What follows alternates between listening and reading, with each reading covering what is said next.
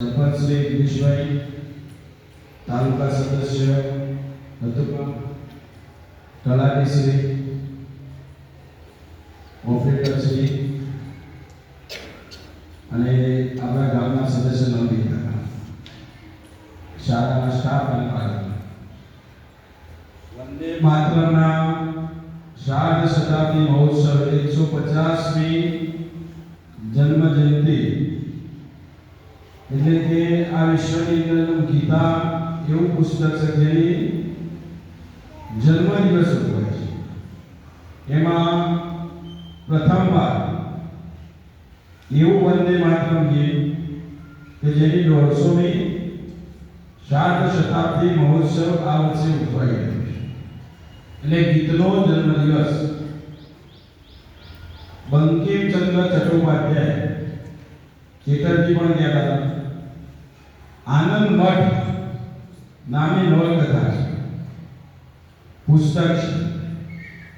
આનંદ મઠમાં સંન્યાસીઓ દ્વારા દેશને સ્વતંત્ર કરવા માટે જે પ્રયત્નો થયા એમાંની આખી કથા છે. એમાં આ ગીત ભારત માતાને ધ્યાનમાં રાખી ભારત માતાના દુર્ઘા સ્વરૂપે ધ્યાન રાખી આખી રચના કરી. રચના કરતી વખતે આ ગીત એટલું બધું પ્રચલિત થયું કે જેની કોઈ સીમાઓ અને આઝાદી માટેનો બધાનો મંત્ર બની ગયો.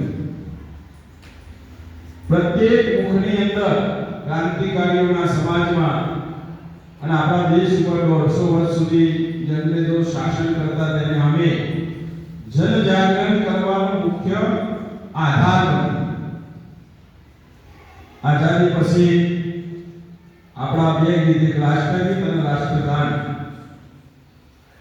આ બંને સમાન જ છે, પરંતુ આટલું રોજ લાગુ ગીત ન બોલી શકાય. પ્રથમ જે પંક્તિ આપણે રોજ શાળાની અંદર બોલાવીએ છીએ 15મી 26મી જાન્યુઆરી આપણા રાષ્ટ્રીય તહેવારોમાં પણ એ બોલાવીએ છીએ.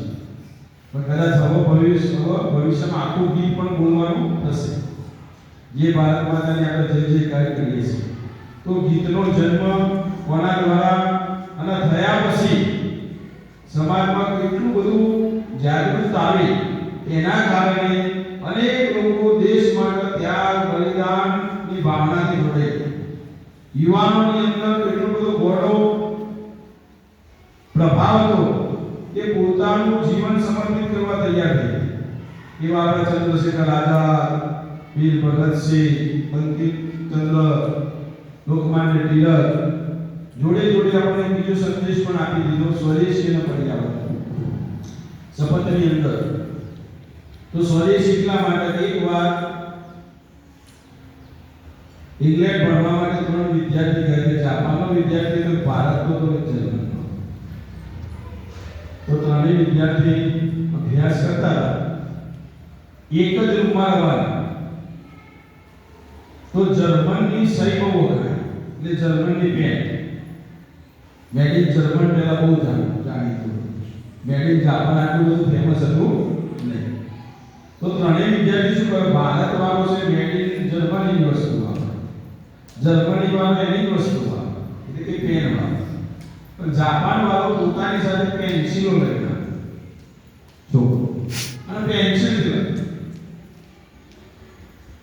એટલે આપણા ભારત વાળા એને કહ્યું કે ભાઈ તું આ બધું રોજ પેન્સિલ સોલ કરી અલગ અલગ કરવું, એના કરતા જર્મન વાળો ભાઈબંધ છે એને કહેવાનું કે જ્યારે 6-12 મહિને જાય ત્યારે જોડે આપણે ક્યાંનો 5-10 મંગાઈ દેવાની બોલ પેન.